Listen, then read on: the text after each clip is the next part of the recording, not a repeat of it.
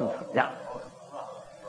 इसलिए हम नारायण की उपासिका नहीं है, हम उन नारायण की उपासिका हैं जो हृदय में आ जाने के कारण हमारे प्रियतम हो गए।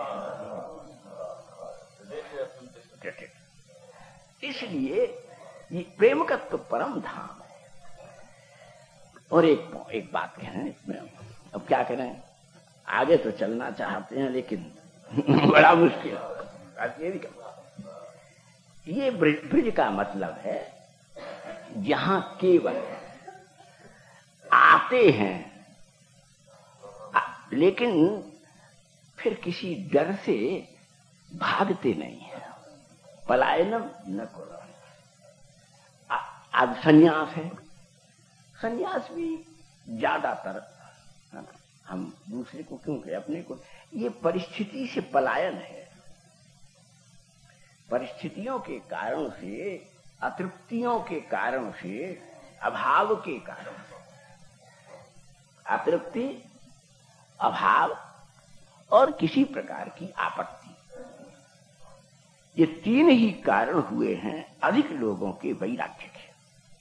ऐसा वेदांती, ऐसा सन्यासी बहुत कम मिलेगा जिसकी की शास्त्रों में चर्चा है। जैसे कर्दम ऋषि है ना, एक ही सन्यासी है सबने भागवत में, 18,000 श्लोकों में केवल एक ही सन्यासी की कथा है। और श्रीमद् रामायण में भी एक ही त्रिदंडी सन्यासी है, मारीच। इन रामलीलाओं ने और उन्होंने उनके, भगवान कर्दम की बात तो अलग है, मारीच का भी स्वरूप बिगाड़ दिया है ना। परंतु एक एक सन्यासी, कर्दम ऋषि पूर्ण, देवहूति जैसी पत्नी, ये लंगोटी बंद महात्मा, अत्यंत दरिद्र, चक्रवर्ती महाराज मनु को इनके पास देने के लिए आसन भी नहीं, और स्वयं भी अपने बैठने के लिए पलंग शैया की बात क्या, आसन भी नहीं, सियाकिंचन, दीन, हीन, और स्वयं सम्राट प्रार्थना करते हैं कि मेरी पुत्री आपको प्यार करती है, और मैं सम्राट ये मुकुट आपके चरणों में रख करके प्रार्थना करता हूं कि मेरी पुत्री को स्वीकार करके हमारी पिता का मन है, आत्मा है, कर्तव्य है, उसको आप पूरा कर दो।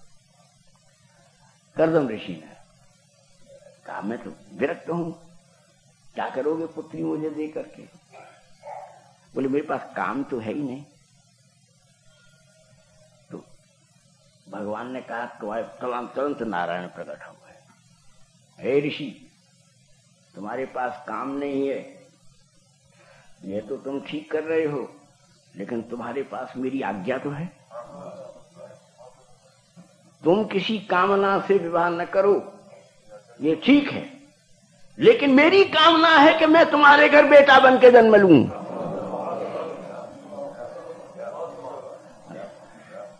इसलिए मनुष्य को केवल अपनी ही हुमुमी में, अभिमान में नहीं रहना चाहिए।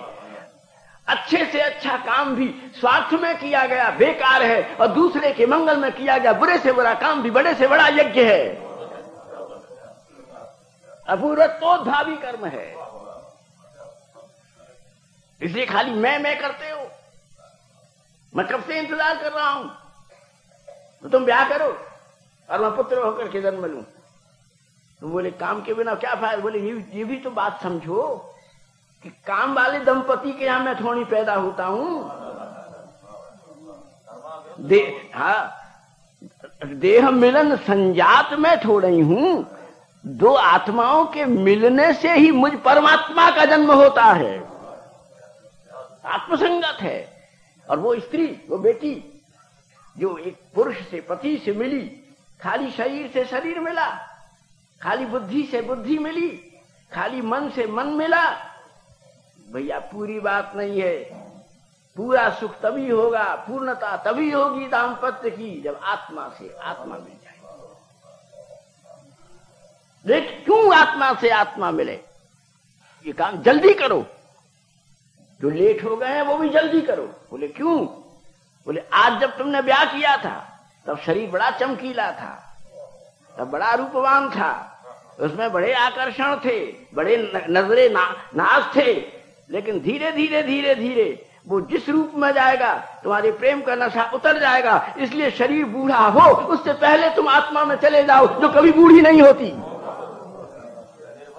हाँ, जो कभी कुरूप नहीं होता, उसके रंग कभी फीके नहीं पड़ते, उसका उत्साह कभी ढीला नहीं पड़ता, उसकी उत्कंठा कभी शिथिल नहीं होती, उसके आकर्षण में कभी व्याघात नहीं होता, उसका विमोहन कभी मंद नहीं होता, उसके सम्मोहन को कभी बाधित नहीं किया जा सकता। अविनश्वरम चेतनम तम स्वस्वरूपम अवलोक्य ये तत्र गच्छन्ति ते वै कवयः तत्त्ववादभी शास्त्रकारैः इति प्रतिपाद्यन्ते।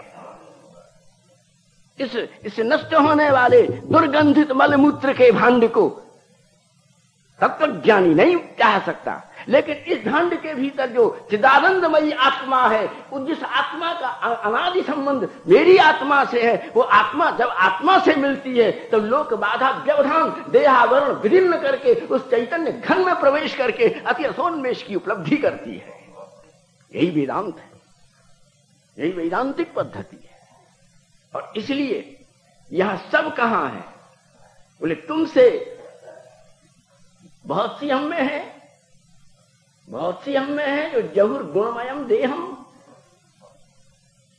ये हमारा शरीर जो मलमूत्र से, दुर्गंध से, कफ वात पित्त कफ से, इस अनेक प्रकार की संस्कारों से जिनको हमारे पुत्रों ने छुआ है, हमारे पतियों ने जिसको छुआ है, जिसके साथ में मैया के पेट के गंदे मलिन भोजन से जिसका परिपोषण हुआ है, इस शरीर को हम कृष्ण के पास कैसे ले जाएं? हमको शर्म आती है। जहुर गुणमयम देहम,